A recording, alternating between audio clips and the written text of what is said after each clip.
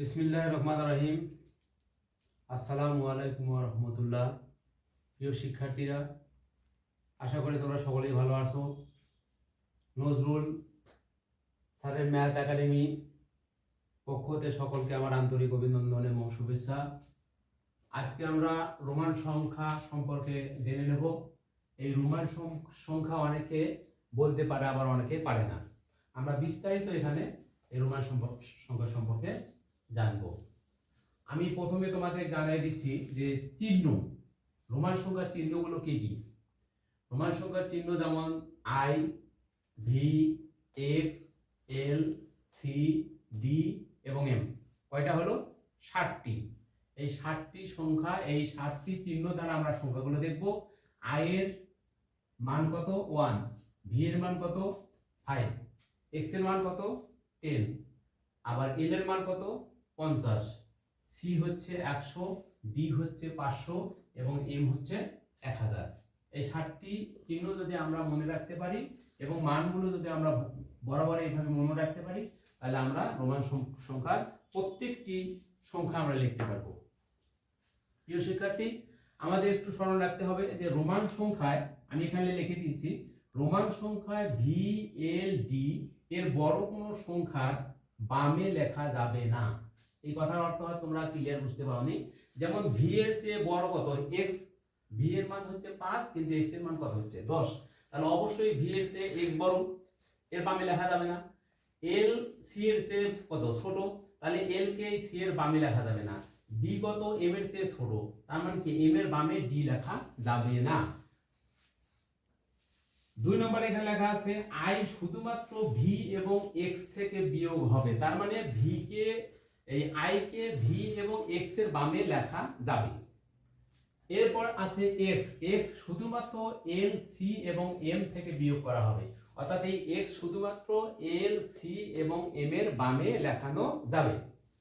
আর C শুধুমাত্র D এবং M, তার মানে সি, এখানে দেখো যে সি কিন্তু ডি এর চেয়ে ছোট এবং এম এর চেয়ে ছোট, এক্স কিন্তু এল এর চেয়েও ছোট, সি এর চেয়েও ছোট, এম এর চেয়েও ছোট, আর আই কিন্তু ভি এর চেয়ে ছোট এবং এক্স এর চেয়ে ছোট। তার মানে এই কথাগুলো আমাদের একটু খেয়াল রাখতে হবে। যেমন এই যে আই ভি এবং এক্স থেকে বিয়োগ করা যাবে, আমি যদি 9 লিখি এখানে 9 সমান আমি কি লিখতে পারবো? প্রথমে এক্স, এই যে আই, আমি বিয়োগ করতে পারবো। যা হোক, এবারে দেখো যে রোমান সংখ্যাগুলো কিভাবে লেখা যাবে, এবং আমি তোমাদের একটু স্মরণ করিয়ে দেই, এটা তোমরা খুব স্মরণ রাখবা যে রোমান সংখ্যা একের অধিক লেখা যাবে 2, আবার 2 এর অধিক কত? 3, অর্থাৎ 3টা পর্যন্ত লেখা যাবে। 3 এর অধিক রোমান সংখ্যা লেখা যাবে না। যদি আমি এখানে 1 লিখি, তাহলে 1 সমান সমান আমার কত হবে? একটাই। 2 সমান সমান কত হবে? আমার দুইটাই। 3 সমান সমান কত হবে? আমার তিনটাই। কিন্তু 4 সমান সমান কত হবে? আমার 4টা আই হবে না। তাহলে আমরা কি লিখবো? এই 4 সমান সমান আমি লিখবো প্রথমে 5। আমার এখানে লেখা যাবে 5। 5 এর বামে যদি আমি 1 বিয়োগ দিই, আমার 4 হয়ে যাবে। তাহলে 5 কত হবে? 5 হবে তোমার হলো 5। 6 হবে কত? তাহলে 5 1 7 কত? এখানে তাহলে 5 ডাবল 1। 8 সমান সমান 5 ট্রিপল 1। 9 কত? 9 সমান হবে আমার x, তার চেয়ে বামে 1 কম। আর 10 সমান সমান কত হবে? 10 মানে x। তাহলে অনুরূপ ভাবে আমি এখানে লিখতে পারি 20। 20 মানে হচ্ছে ডাবল x। 30 মানে আমি 3টা x লিখতে পারবো। 40 কিন্তু আমি 4টে x লিখতে পারবো না। তাহলে আমি কি করব? এই l থেকে আমি x বাদ দেব। 50, এটা তো আমি জেনেই রেখেছি। l এর মান 60 হবে কত? তাহলে l এর মান আমার 50 আর যোগ 10 70 হবে l যোগ x যোগ x। এই অর্থাৎ 80 হবে তোমার l, 3টা হবে x। এখন যদি 90 লিখি, তাহলে অবশ্যই আমাকে কি লিখতে হবে? c লিখতে হবে, এবং বামে আমার কত?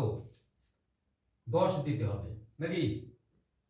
বামে আমার 10 লিখতে হবে। যদি আমি কিন্তু এখানে বলে দিছি যে সি শুধুমাত্র ডি এবং এম থেকে বিয়োগ হবে, তার মানে এম থেকে বিয়োগ হয়ে গেছে, সি থেকে বিয়োগ হয়েছে। তাহলে 100 তো আমি কি লিখতে পারি, 100 সমান আমার হচ্ছে সি। অনুরূপভাবে আমি 200 কত লিখব, 200 সমান সমান আমার 2টা সি। 300 সমান সমান কত, আমার 3টা সি।